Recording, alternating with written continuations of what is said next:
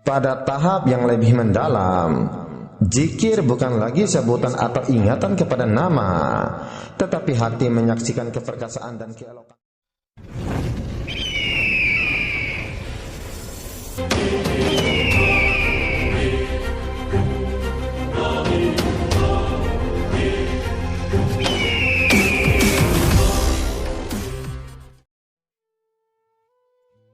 Bismillahirrahmanirrahim. Assalamualaikum warahmatullahi wabarakatuh. Dalam kesempatan kali ini, aku ingin berbagi sedikit ilmu pengetahuan tentang zikir yang meliputi perkataan, perbuatan, dan perasaan. Allah Subhanahu wa Ta'ala berfirman yang artinya, "Sesungguhnya aku adalah Allah, tidak ada Tuhan melainkan aku, dan dirikanlah sholat untuk ingat kepada aku." Quran Surat At-Toha ayat 14. Sembahyang mengandungi perbuatan anggota zahir, perkataan yang dilafalkan dengan penyertaan hati yang benar menghadap kepada Allah dengan sepenuh jiwa raga. Mengingati Allah melalui sembahyang merupakan zikir yang paling sempurna. Perbuatan menjadi zikir, perkataan menjadi zikir, dan perasaan menjadi zikir, sekalian mewujud berada dalam suasana zikir. Zikir dalam sembahyang menggabungkan pengakuan bahwa yang diingat itu adalah Allah Subhanahu wa Ta'ala, bahwa Allah yang diingati itu adalah Tuhan, bahwa tiada Tuhan melainkan Dia, bahwa Allah adalah Tuhan yang disembah, bahwa menyembah Allah adalah dengan perkataan, perbuatan, dan perasaan. Apa saja yang dilakukan adalah karena mentaatinya dan karena ingat kepadanya. Zikir yang di dalam sembahyang menjadi induk kepada zikir-zikir di luar sembahyang. Menyebut nama-nama Allah adalah zikir. Perkataan yang baik-baik diucapkan karena Allah adalah zikir. Nasihat menasihati karena Allah adalah zikir. Menyeru manusia ke jalan Allah adalah juga zikir. Semua itu merupakan zikir perkataan. Zikir perbuatan meliputi segala bentuk amalan dan kelakuan yang sesuai dengan syarat demi mencari keridhaan Allah Subhanahu wa Ta'ala. Berdiri, ruku, dan sujud dalam sembahyang adalah zikir. Melakukan pekerjaan yang halal karena Allah, karena mematuhi peraturan yang Allah turunkan adalah zikir. Menyingkirkan duri dari jalan karena Allah adalah zikir. Apa jua perbuatan yang tidak menyalahi peraturan syariat, jika dibuat karena Allah, maka dia menjadi zikir. Tidak melakukan apa-apapun boleh menjadi zikir. Orang yang menahan anggotanya, lidahnya, dan hatinya daripada menyertai perbuatan maksiat, sebenarnya melakukan zikir, jika dia berbuat demikian karena Allah Subhanahu wa Ta'ala. Semua itu menjadi zikir jika dibuat karena Allah, karena mematuhi perintahnya, karena mencari keridhaannya, dan karena ingat kepadanya.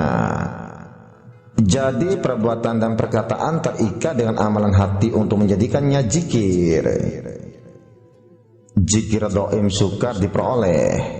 Kebanyakan manusia melakukan pekerjaan yang baik-baik, yang seharusnya menjadi zikir, tetapi dilakukan tanpa ingatan kepada Allah dan bukan dengan penghayatan mematuhi syariatnya. Kekuatan dalaman perlu ditambah bagi memperolehi zikir dhaim. Bagi tujuan tersebut, perlulah dilakukan zikir sebutan, yaitu zikir nafi isbat, atau ucapan kalimat La ilaha illallah, dan zikir nama-nama serta sifat-sifat Allah Subhanahu wa Ta'ala. Zikir yang seperti ini memberi kesan kepada menguatkan rasa kecintaan dan ingatan kepada Allah dalam membuka kesadaran-kesadaran dalaman. seperti yang telah dinyatakan pada tajuk yang membicarakan perjalanan Latifah Rabbaniyah. Kekuatan kesadaran dalaman mendorong seseorang melakukan sesuatu dengan ikhlas karena Allah yang dicintainya, yang hampir dengannya. Zikir, nafi isbat, dan sebutan nama-nama serta sifat-sifatnya menjadi jalan kepada zikir dalam bentuk mentaati peraturannya tanpa lupa kepadanya. Jadi perlu dilakukan zikir secara sebutan untuk memudahkan zikir secara amalan atau perbuatan dan kelakuan. Orang yang tidak pernah berzikir adalah orang yang sangat keras hatinya dan kuat dikuasai oleh setan, hawa nafsu dan dunia, cahaya api setan, fata morgana dunia dan karat hawa nafsu membaluti hatinya, sehingga tidak ada ingatannya kepada Allah Subhanahu wa Ta'ala. Seruan peringatan dan ayat-ayat Tuhan tidak diterima oleh hatinya. Beginilah keadaan orang Islam yang dijajah oleh sifat munafik. Orang yang masih mempunyai kesadaran perlu memaksakan dirinya untuk berzikir, sekalipun hanya berzikir dengan lidah, sedangkan hatinya masih lalai dengan berbagai ingatan yang selain Allah Subhanahu wa Ta'ala. Pada tahap pemaksaan diri ini, lidah menyebut nama Allah, tetapi hati dan ingatan mungkin tertuju kepada pekerjaan, harta, perempuan, hiburan, dan lain-lain. Beginilah tahap orang Islam biasa. Orang yang berada pada tahap ini perlu meneruskan zikirnya, karena jika dia tidak berzikir, dia akan lebih mudah dihanyutkan di dalam kelalaian. Tanpa ucapan zikir, setan akan lebih mudah memancarkan gambar-gambar tipuan kepada cermin hatinya, dan dunia akan lebih kuat menutupinya. Zikir pada peringkat ini berperanan sebagai juru ingat. Sebutan lidah menjadi sahabat yang memperingatkan hati yang lalai. Berlakulah pertembungan di antara tenaga zikir dengan tenaga setan yang menutupi hati. Tenaga setan akan mencoba untuk menghalang tenaga zikir daripada memasuki hati. Tindakan setan itu membuatkan orang yang ingin berzikir itu menjadi malas dan mengantuk. Oleh yang demikian, perlulah dilakukan mujahadah, memerangi setan yang menghalang lidah daripada berzikir itu. Zikir yang dilakukan dengan bersungguh-sungguh akan berjaya melepasi benteng yang didirikan oleh setan.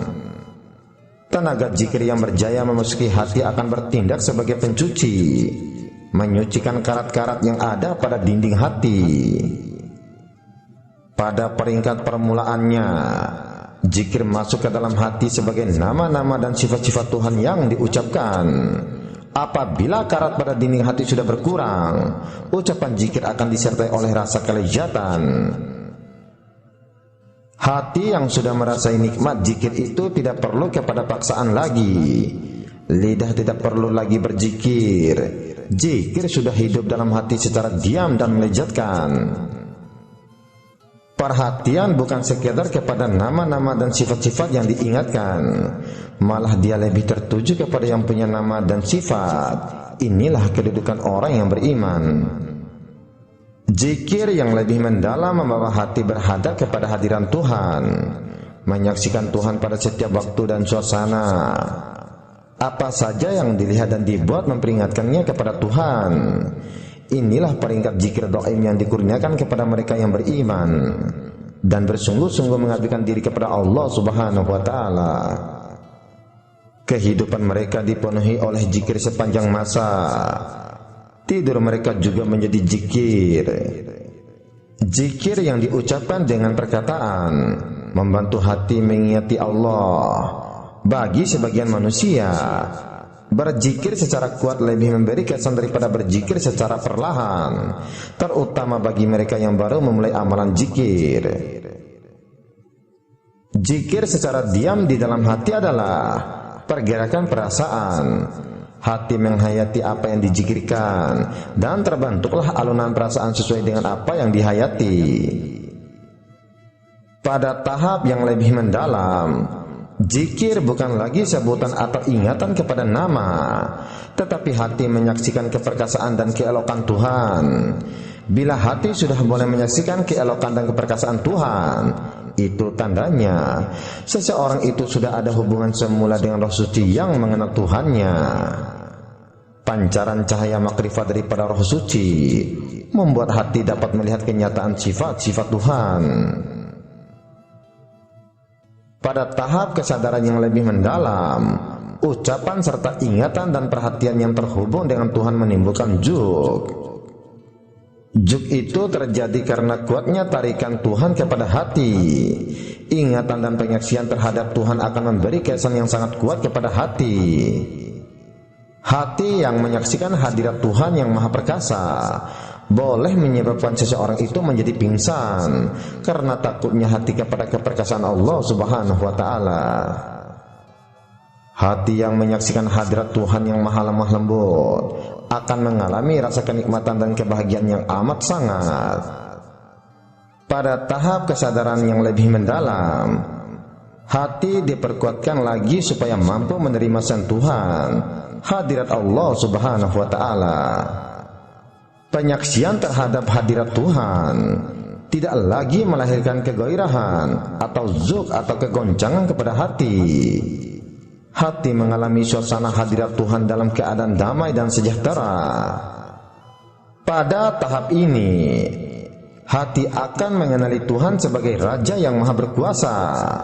Berada pada sisi Raja tersebut membuat hati merasakan kesejahteraan dan keselamatan yang tidak terhingga. Hilang rasa takut dan duka cita. Pada tahap kesadaran yang paling dalam, hati berhadap kepada kehadiran Tuhan yang bernama Allah, yang menguasai semuanya, yang melampaui segala nama dan sifat, segala kenyataan dan ibarat. Hati sampai kepada tahap jahil setelah berpengetahuan. Ilmu gagal menghuraikan tentang Allah, makrifat gagal memperkenalkan Allah Subhanahu wa Ta'ala. Apa saja yang terbentuk, tergambar, terpikir, yang disaksikan dengan mata luar dan juga mata dalam, dan segala-galanya tersungkur di hadapan Allah yang tiada Tuhan melainkan Dia dan yang Maha Perkasa. Sesungguhnya tidak ada sesuatu yang menyamai Allah. Dia Maha Esa. Hati yang berhadapan dengan Allah benar-benar mengalami dan mengenali maksud keesaan Allah Subhanahu wa Ta'ala. Hati pun tunduk menyerah sepenuhnya kepada Allah Tuhan Maha Pencipta. Barulah sempurna penyerahannya, barulah lengkap perjalanan Islamnya. Setelah itu rohnya menjadi seakan-akan roh yang baru, seumpama baru lahir. Roh yang baru itu adalah roh Islam yang telah mengenal Allah yang melampaui segala sesuatu, tetapi memiliki hadiratnya, nama-namanya dan sifat-sifatnya menyata kepada roh Islam, yaitu roh yang lebih murni dan seni daripada semua roh-roh yang lain. Itulah roh yang telah menemui kebenaran hakiki. Pada roh tersebut bercantum tahu dengan tidak tahu, kenal dengan tidak kenal, nafi dengan isbat. Roh Islam itulah yang benar-benar mengerti maksud nafi dan isbat pada kalimat tauhid la ilaha illallah. Sebagaimana bunyi firman-Nya, Dia turunkan roh dari urusannya kepada siapa yang Dia kehendaki daripada hamba-hambanya untuk memberi peringatan tentang hari pertemuan. Quran Surat Al-Mu'min ayat 15. Roh Islam yang mengendarai hati Islam dan memiliki nafsu Islam, akal Islam, dan panca indera Islam kembali kepada kehidupan dunia untuk mengajak dan membimbing orang lain kepada yang hak atau kebenaran hakiki. Roh Islam mengeluarkan yang Islam saja, jiwanya Islam, perkataannya Islam, perbuatannya Islam, diamnya Islam, tidurnya Islam, dan segala-gala yang mengenainya adalah Islam. Roh Islam yang paling sempurna adalah roh Nabi Muhammad SAW. Baginda Nabi Muhammad SAW merupakan contoh tauladan Islam yang paling sempurna, paling baik. Zikir memainkan peranan yang penting dalam melahirkan roh Islam bagi orang yang inginkan kebenaran dan melihat kebenaran. Menjadi kewajiban baginya mengingati Allah sebanyak mungkin, sebagaimana bunyi firman-Nya yang artinya, yang mengingati Allah sambil berdiri dan sambil duduk dan sambil berbaring, dan memikirkan tentang kejadian langit-langit dan bumi sambil berkata, wahai Tuhan kami, Engkau tidak jadikan semua ini dengan sia-sia. Maha suci Engkau. Lantaran itu, peliharakanlah kami daripada siksa neraka. Quran Surat Ali Imran ayat 191. Setiap muslim seharusnya mencari kehidupan berzikir. Berzikir sambil duduk dan sambil berbaring, bekerja di dalam berzikir, beristirahat di dalam berzikir, dan tidur di dalam berzikir. Lidah berzikir, anggota tubuh berzikir, dan hati berzikir. Tentara Islam yang sedang berperang dengan musuh pun dituntut berzikir, apalagi kaum muslimin yang berada dalam suasana aman. Muslim yang sejati itu senantiasa berzikir, mengingati dan mentaati Allah Subhanahu wa ta'ala.